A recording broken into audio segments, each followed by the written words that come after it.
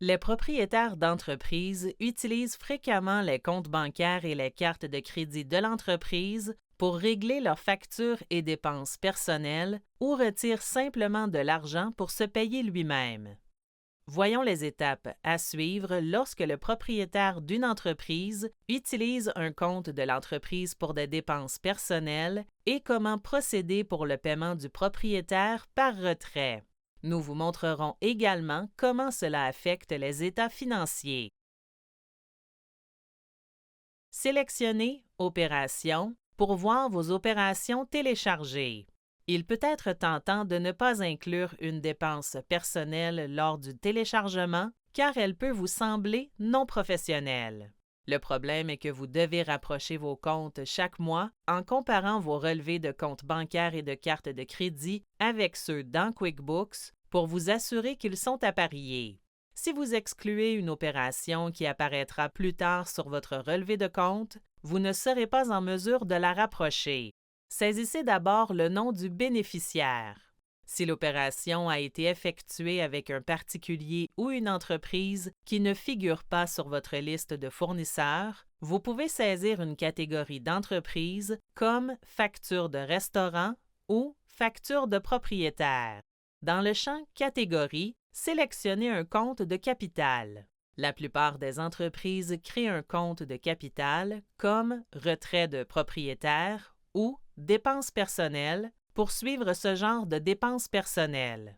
Notez que les noms des comptes de capital peuvent varier en fonction de votre abonnement à QuickBooks.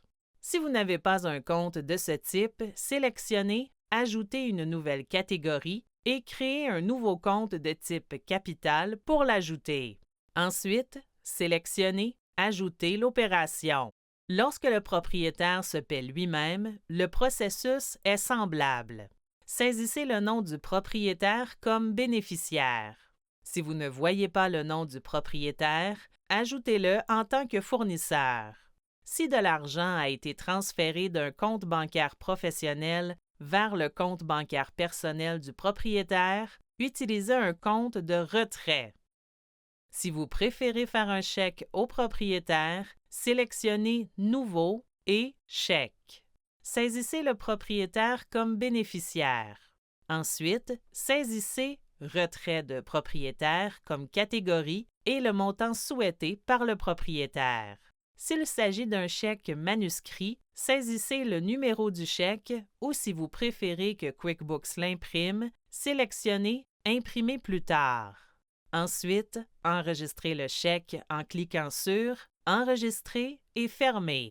Jetons un coup d'œil à l'incidence de ces opérations sur vos états financiers. Sélectionnez Rapport, puis Bilan. Ces opérations ont entraîné une diminution du solde de votre compte bancaire. Cela ne pose pas de problème puisque le propriétaire a utilisé l'argent de son compte bancaire pour régler des achats et se payer lui-même. L'opération a également diminué les capitaux propres. Les capitaux propres représentent la valeur de l'entreprise pour le propriétaire et lorsque le propriétaire profite d'un retrait de propriétaire ou dépense l'argent de l'entreprise pour lui-même, l'entreprise a moins de valeur pour lui. Effectivement, cela semble logique. Comme vous n'avez pas utilisé de compte de dépenses, l'opération n'apparaît jamais sur l'état des résultats et n'a donc pas d'incidence sur les bénéfices de l'entreprise. Vous êtes maintenant prêt à enregistrer des dépenses personnelles à partir du compte bancaire ou du compte de carte de paiement d'une entreprise.